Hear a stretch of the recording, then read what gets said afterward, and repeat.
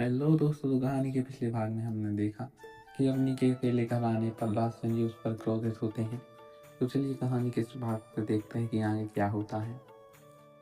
सबको पता चलता है, आशा, अभिजीत, सत्यम में सबको समझ आता है, पर मजबूरी है कि कोई कुछ कर नहीं सकते। मेरा बस चले तो अभी ये शादी रोक दूँ और तुझे पूरी जिंदगी जीने दूँ, पर मजबूर हूँ। पिताजी के नियम, उनका अपने परिवार की प्रतिष्ठा को सर्वोपरि मानना, उनके लिए इसके सामने अपने बच्चों का कोई मूल नहीं। मैं चाह कर भी कुछ नहीं कर सकता। बचपन से लेकर अब तक तुम्हें डराता रहा, क्योंकि तुम्हें खोना नहीं चाहता।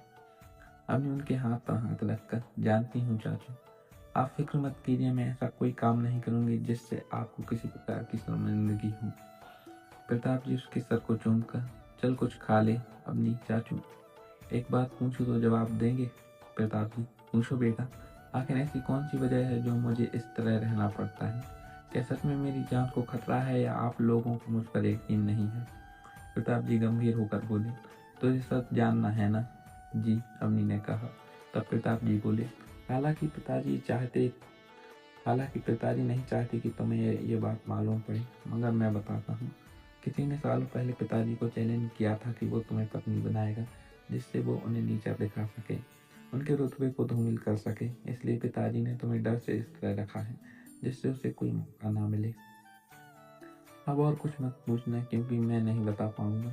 ठीक है, नहीं पूछूंगी, अभी ने गर्दन हिलाकर कहा, और उनके साथ बाहर आ गई। इधर रास्ते जी किसी को धक्का लगा रहे थे। एक काम तुमसे ठीक से नहीं होता, हमने कहा था ना नजर रखना, मगर तुम्हें तो पूरा यकीन था अपने लोगों पर। तो अब ये क्या हुआ? हम उसे दूर रखने के लिए क्या क्या जतन किए बैठे, लेकिन आज तुम्हारी एक गलती से वो नज़र में आ सकती थी। आगे से ऐसा हुआ तो तुम्हारी सलामती खतरे में है, समझे तुम? वो फोन कट कर बैठते हैं और दोनों हाथ पर उंगली आपस में जोड़कर अपने सर पर लगा लेते हैं। मन ही मन में, नहीं, ये नहीं होना चाहिए था। अपनी उसके सामने आना ये ठीक नहीं हुआ, लेकिन अगर ये यहाँ था तो रानी किसके साथ थी? कहीं हमने उसे हल्के में तो नहीं ले लिया? वो ये सब सोच किसी को फ़ोन मिलाकर, हाँ कहाँ हो तुम, और रानी कहाँ है? जी हम उन्हीं के पीछे हैं, और वो अभी अभी वो चौहान हाउस से बाहर निकली है। राशि ने फ़ोन कट करके, अगर रानी उसके साथ थी तो फिर अपनी से कैसे मिला, और ये हमला उस पर किसने करवाया? हमारे अलावा और किससे दुश्मनी है? जो भी हो, हमें और सतर्क रहना पड़ेगा। वो नौकर से आवाज़ देकर कहते हैं कि रानी के आते ही उन्हें बताएं। जब रानी आती है तब राजसेन जी उसे अपने पास बुलाकर कड़क शब्दों में फटकार लगाते हुए उसे घर से बाहर जाने पर पाबंदी लगा देते हैं कि जब तक अवनी की शादी नहीं हो जाती वो कहीं नहीं जाएगी, और ना ही किसी पर फोन पर बात करेगी। वो उसका फोन भी ले लेते हैं। उन्हें लगता कि शायद वो रानी की सच्चाई न जान गए हैं। रानी मुंह लटकाए कमरे में पहुंचती है। अवनी गुमसुम सी बैठी थी। रानी उसके पास बैठकर, क्या हुआ घर में अवनी? मैं अकेली निकली थी, ये दादू को पता चल गया। ये सब तेरी वजह से, ना तू बुलाती ना ये सब होता।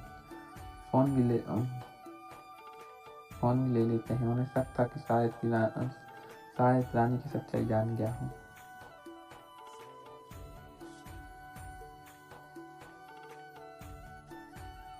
रानी, ओ हेलो, मैंने तुझे अपने पास बुलाया था।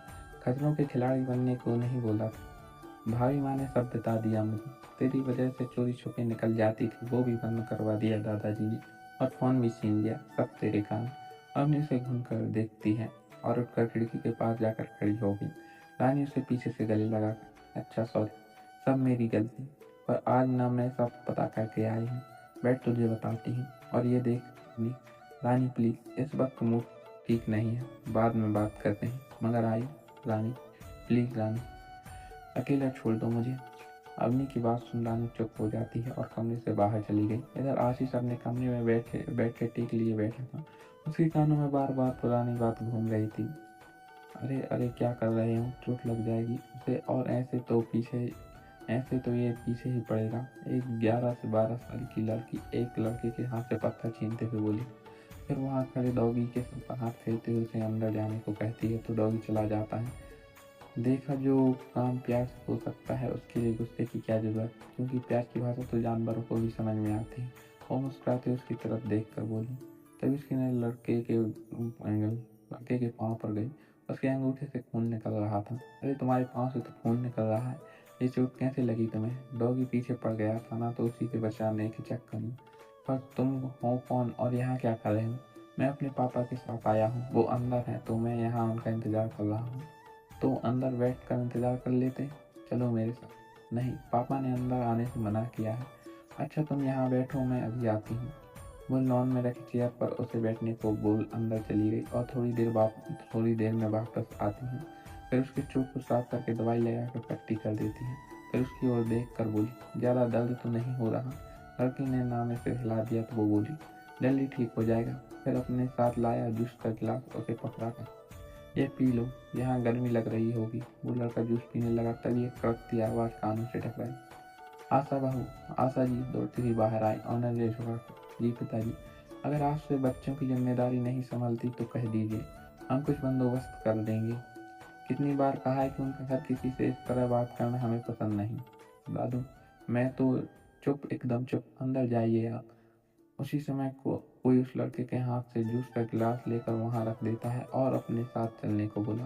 पापा, कुछ नहीं बोलना, चुपचाप चलो। फिर रास्ते की तरफ देखकर, सॉरी सर रास्ते जी, आगे से ध्यान रहे, अपने बच्चे को यहाँ लेकर मत आना। वो लड़का जाते हुए उस लड़की की तरफ देखता है, जो अंदर जाते हुए उसे मुड़कर देखती है और मुस्कुरा देती है। आशीष अपनी आंखें खोलकर सामने की दीवार पर लगी तस्वीर देखता है, फिर गुस्से से टेबल पर पड़ा सामान नीचे फेंक कर, तुम आज भी वैसी ही हो। नहीं, बिल्कुल नहीं, तुम्हें ऐसा नहीं होना है। तुम सिर्फ और सिर्फ मेरी नफरत के काबिल हो। तुम्हें तुम्हारे परिवार के किए का मूल्य चुकाना है। मुझे सिर्फ तुमसे नफरत करनी है, सिर्फ नफरत। तुम्हारे अंदर अच्छाई नहीं होनी चाहिए, बिल्कुल नहीं। तुम्हें कोई हक नहीं है मुझे कमजोर करने का। नहीं, मैं कमजोर नहीं दूंगा।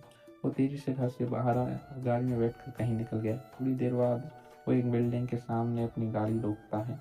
मेरे अंदर का इंसान मर चुका है, बहुत पहले मर चुका है। मेरे सीने में दिल नहीं, पत्थर है। इसे किसी की बातों का कोई फर्क नहीं पड़ता, कोई फर्क नहीं पड़ता।